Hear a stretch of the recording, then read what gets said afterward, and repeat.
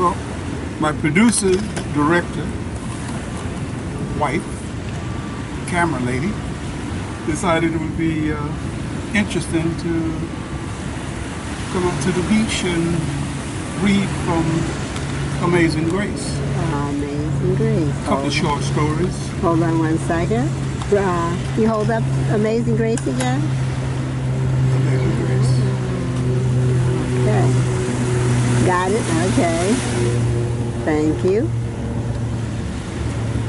Got it. The story is called The Brother Who Had Two Heads for a while. There was always something a little different about my little brother Randolph.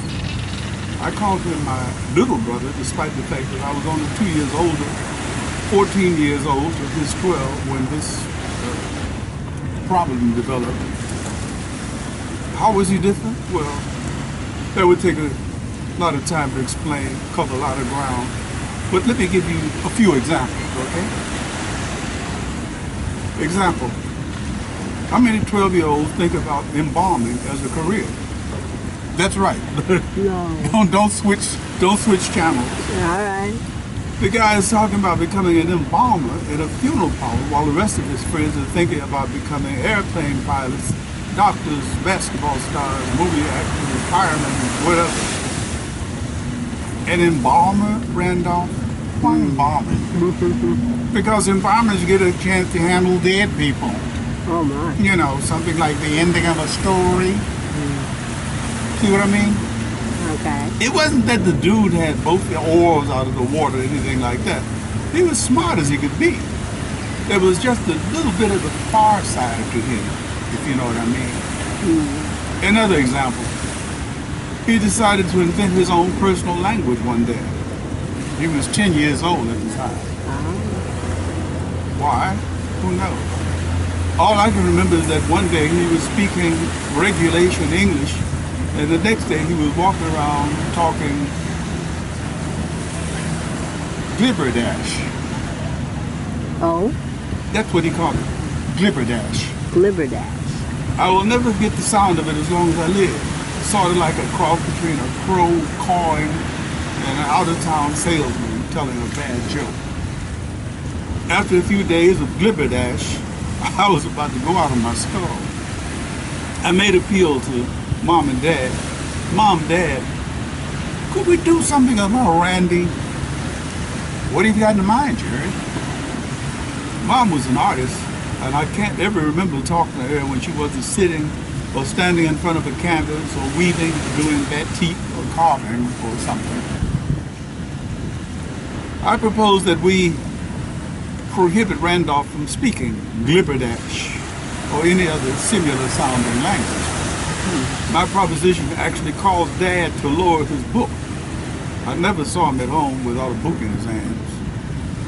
But Jerry, don't you think that would be an abridgment of Randy's First Amendment rights? The matter was taken all the way up to a dinner table court session. There, I was given the opportunity to present my argument. I must say, even now, 34 years later, that my argument for the elimination of glibberdash was eloquent, fanatical, and completely subjective. Randolph defended himself in glibberdash. Who really knows what he said? But it was forceful enough to give us a tie vote. Mom was pro, and Dad came up slightly calm with a bit of lobbying on my part. Somehow the main issue was waylaid by parallel considerations. If we do this, what's to prevent future assaults on freedom? Which derailed the process so completely that we wound up with this tie. I have reason to suspect that Mom and Dad may have indulged in a bit of chicanery on that one, but it didn't really matter. A day later, Randolph returned to the English-speaking world, and that was the end of that. Randolph, what happened to glibberdash? What do you mean, what happened? Well, Jerry, if you had paid as much attention in the language as you should have, rather than trying to have it outlawed, you would have discovered that the grammar was faulty. It was doomed to extinction. Randolph could say stuff like that with a straight face and mean every word. But these are lightweight examples of how different my brother was. He really became a different character when he developed another head. And let me explain. We shared a bedroom and bunk beds, Randy on the bottom, me on the top. One morning, we were a month beyond Gliberdash. Randy says to me from the bottom bunk, "Jerry, you can use the bathroom first." I almost fell out of bed. I mean, we usually were close to hand-to-hand combat to determine who would get to brush his teeth first. "Randy, you okay, pal?" I asked him. "Yeah, I'm okay. Don't you want to use the bathroom first?" I can still remember my puzzled look in the mirror. What was he up to? I received a vague tip-off when I strolled back into our bedroom to find him fully dressed, complete with 5 yards of wool knit scarf around his neck. Mom and Dad didn't seem to notice Randolph's odd addition to his summer shorts and Hawaiian sports shirt. If I remember correctly, Dad was reading Being and Nothingness, and Mom was painting her 4th commissioned canvas. In any event, they might not have noticed the scarf anyway, basically because he was not known to dress in any particular way. He read about the Spartans of old Greece and ran around in a t-shirt one winter. Well, not the whole winter. People were constantly rushing up to him with shirts and coats. He wore the scarf for days. It gave him a Quasimodo look. "Randolph, the scarf, what's that about?" "I like it."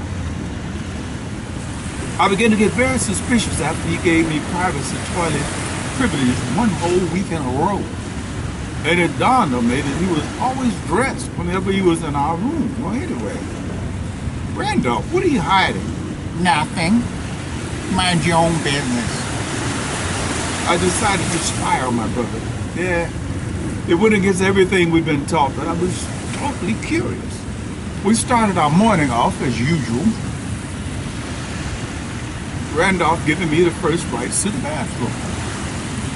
On this morning, I pretended to go into the toilet, but tipped back to peek through the door at Randolph. Why was he being so secretive? Why was he dressing so quickly? What was the scarf all about? I almost fainted peeking through the door. My brother had something on the left side of his shoulder that looked like another head. I couldn't help myself. I stumbled back into the bedroom with my mouth wide open in surprise. "Randolph, what the hell is that?" He stared at me, obviously resigned to discussing my discovery. He perched on the edge of his bunk. "I don't know, Jerry. I became aware of this thing about a month ago." I was numb with fright and surprise. Here was my little brother sitting in front of me with a growth that looked like a duplication of his head, minus hair, eyes, lips, and other features. It wasn't a goiter. Dad had taught us all about goiters and stuff. No goiter here. This was a head. "Are you in pain?" He seemed quite nonchalant about the whole business now that he had been exposed.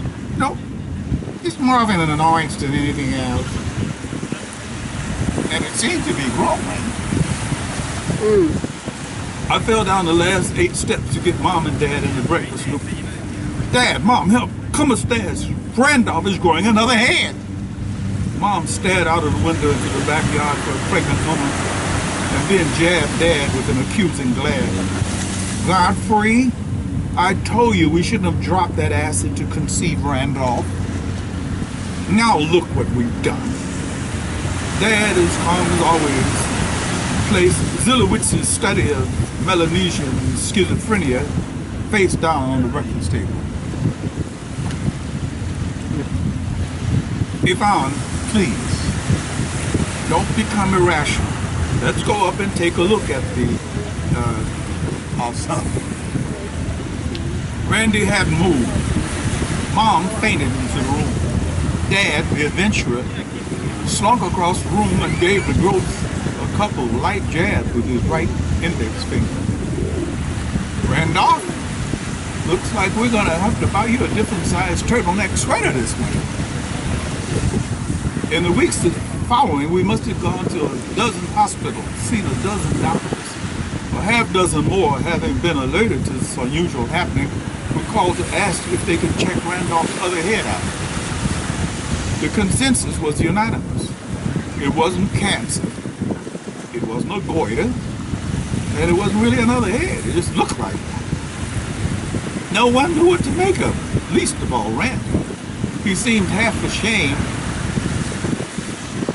and half proud of the notoriety he was receiving. Local boy grows second head. Hey Jerry, you read this piece about me in the Sentinel?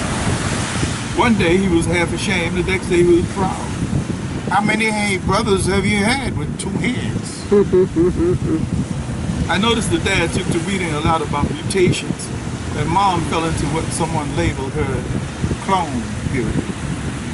Just as suddenly as it arrived, it disappeared. Like one day it was there, the next day it was gone. Yeah, I noticed it this morning. I could tell from all of the unusual whispering that went on between Mom and Dad, they usually discussed everything openly with everyone, that they were undecided about how they should react to the disappearance of Randolph's extra head. They apparently reached a semi-neutral kind of position. Dad, well, Randolph, I see that you lost your head.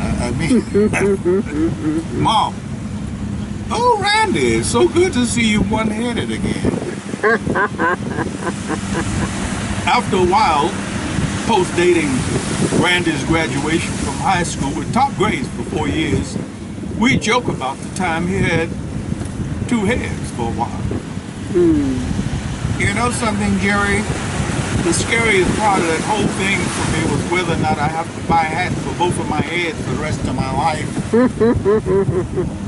Randolph is still different, but he's matured quite a bit. He's not the type to lose his head over minor problems, if you know what I mean. Thank you very much. And that's from... This is from a book. Amazing Grace. Let me zoom in on You can buy it at iUniverse, or you can buy it on Amazon.com or Barnes & Noble, or go to your local bookstore. Say you want a book by Odie Hawkins called Amazing Grace. And we mustn't forget about the Miami Book Fair coming up in November 16th through the 18th.